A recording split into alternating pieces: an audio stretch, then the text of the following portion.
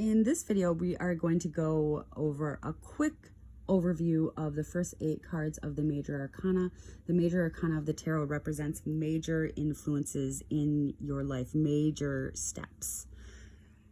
So first we start with the Fool, which is card number 0.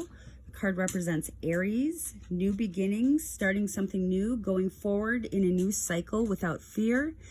Perhaps having already wrapped up a cycle, you're going forward without holding the burdens of any failures or any missteps with you in this card. And you don't really know how you're going to get there yet, but you are just going forward with a new idea or a new cycle.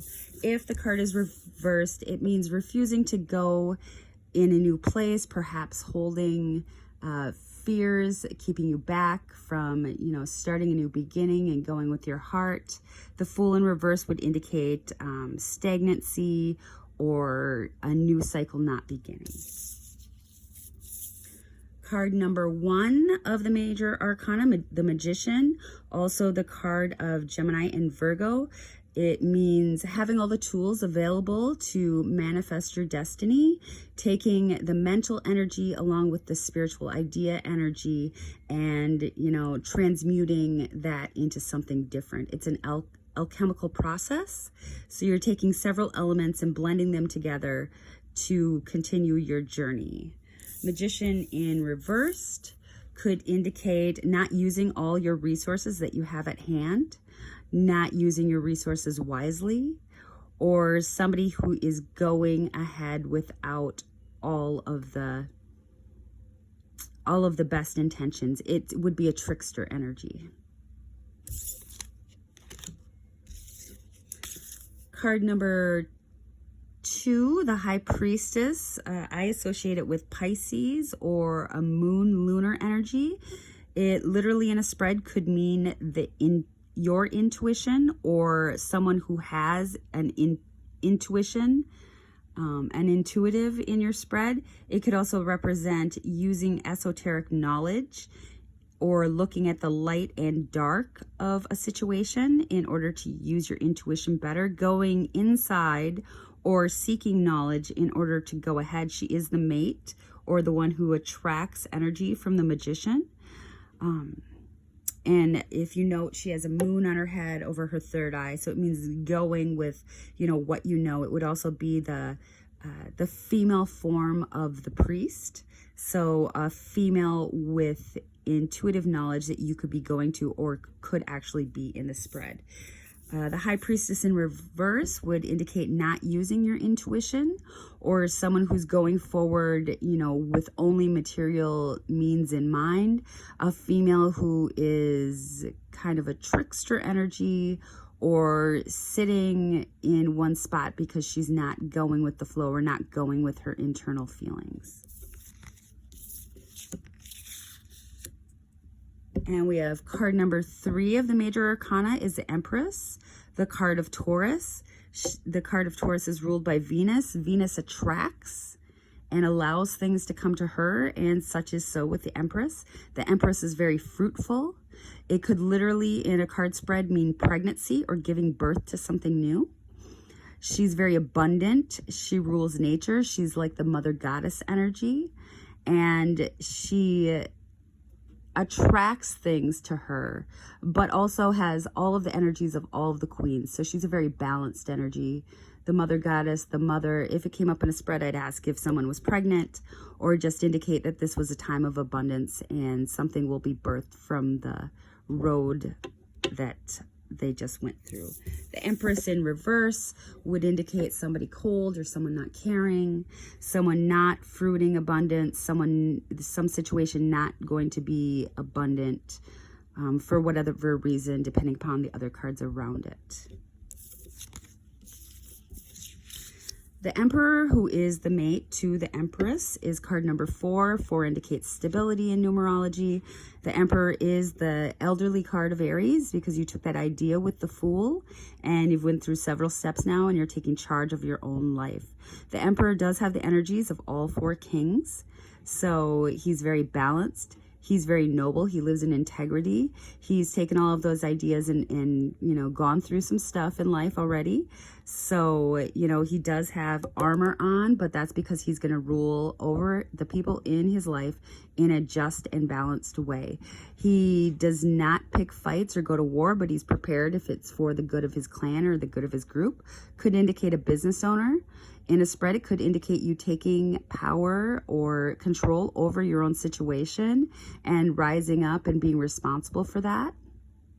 Could also indicate an elderly father figure or grandpa figure or just an elderly man in the spread. The Emperor in reverse would indicate not taking responsibility for your life, not taking responsibility for people that you are responsible for, someone who's not ruling in a noble way, someone who picks fights or uses energies in a way that is not noble or wise.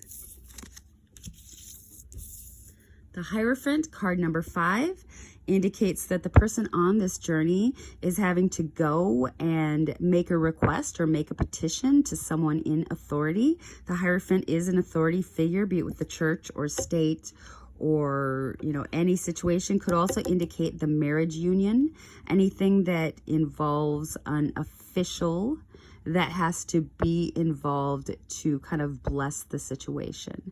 So if you receive the Hierophant in a spread, it would indicate that, you know, someone's either getting married or coming into contract, business contract, you know, whatever kind of contract you get into, house contract, and that you're having to go and deal with traditional pre-existing structures and ideas of authority. Or you could actually be going to that authority figure to get the results that you want. The Hierophant in reverse would be a misuse of authoritative power.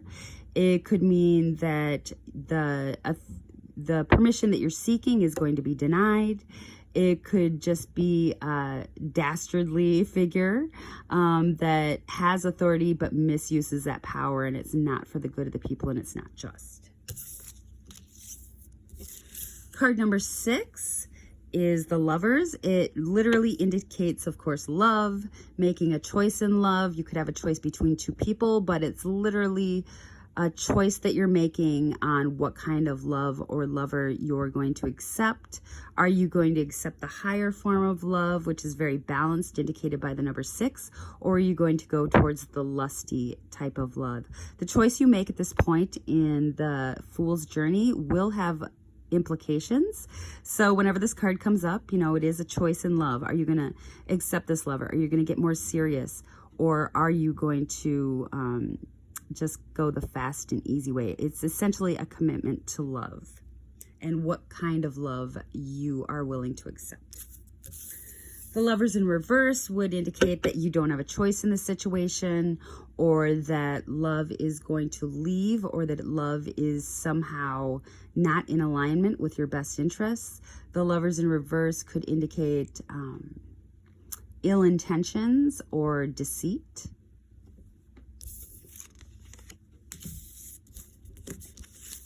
All right, and for the next card, we have the Chariot, card number 7, the card of Cancer.